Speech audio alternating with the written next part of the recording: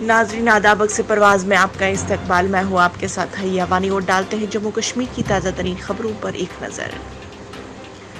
जिला शोपिया के जीपोरा मानथरी बुक इलाके होने वाले एनकाउंटर में 2 मिलिटेंटों के हलाक होने की इतला है। एनकाउंटर के मकाम से असला व गोला बारूद बरामद किया गया है।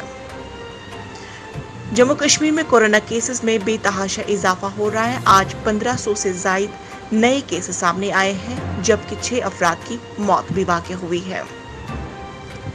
जिला मजिस्ट्रेट श्रीनगर एजाज असद ने लोगों को कोरोना गाइडलाइंस पर अमल करने की अपील की और कहा कि गाइडलाइंस पर अमल करना कोई सजा नहीं बल्कि हमारी जिम्मेदारी है।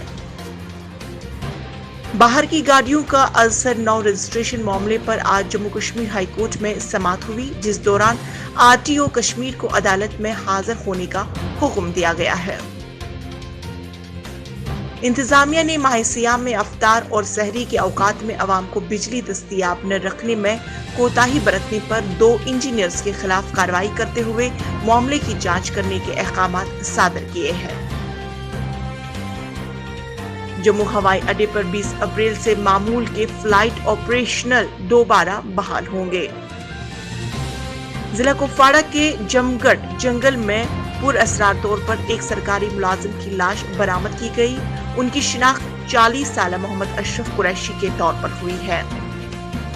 महकमे मौसमियात ने कश्मीर वादी में 20 से 22 अप्रैल तक मौसम फिर खराब होने की पेशगोई की है।